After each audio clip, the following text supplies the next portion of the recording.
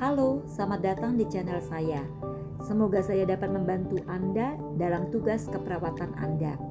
Jika Anda seperti saya sebagai seorang perawat, saya tahu metode sederhana yang dapat membantu dalam melakukan tugas keperawatan. Mari kita simak di video ini. Kita akan membahas proses keperawatan. Jadi, mari kita mulai.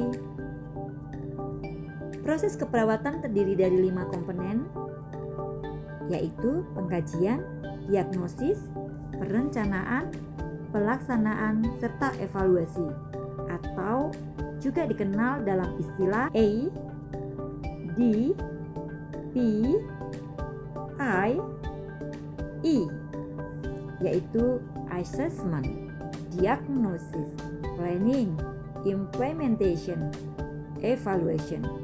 Langkah pertama dalam proses ini adalah pengkajian. Ini adalah hal yang terpenting yang akan Anda lakukan sebagai seorang perawat. Pada pertemuan awal Anda dengan pasien, Anda akan mengumpulkan data seperti mewawancarai pasien, menanyakan riwayat kesehatan, melakukan pengukuran tanda-tanda vital, melakukan pemeriksaan fisik, seperti pemeriksaan dari kepala sampai ujung kaki. Atau Anda dapat mengajukan pertanyaan-pertanyaan tentang gaya hidup mereka. Inilah saatnya untuk mengenal pasien Anda pada tingkat pribadi yang lebih dalam.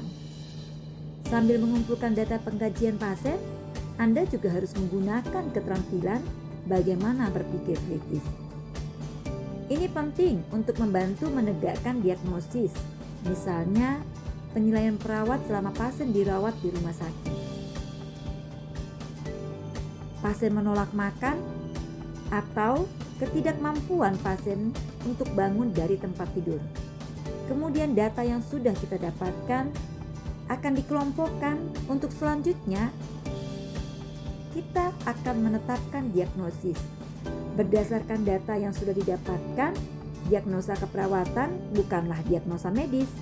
Itu adalah respon dari apa yang terjadi pada pasien.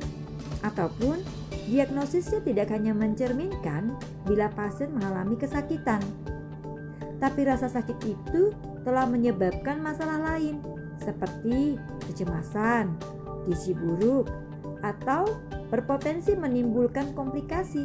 Misalnya, penetapan diagnosis keperawatan pasien yang mengalami gangguan mobilitas berhubungan dengan stroke. Setelah Anda tetapkan diagnosis keperawatan pasien, kita akan melanjutkan ke tahap perencanaan. Dari sinilah kita akan menetapkan tujuan atau hasil yang diharapkan untuk pasien tersebut. Anda akan menetapkan tujuan jangka pendek dan jangka panjang untuk pasien.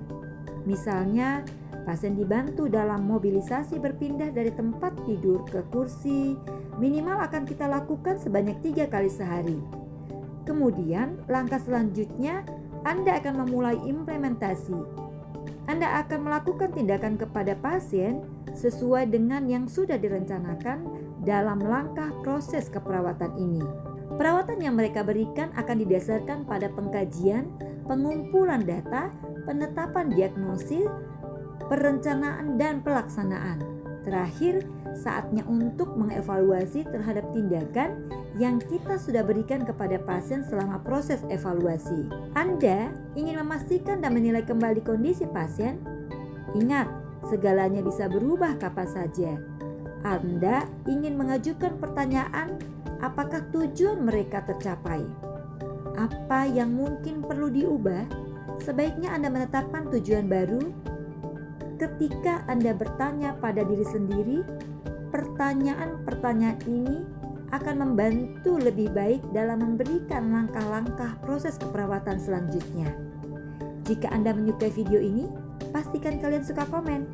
Beritahu saya di komentar tentang subjek lainnya, topik yang mungkin memerlukan bantuan saya.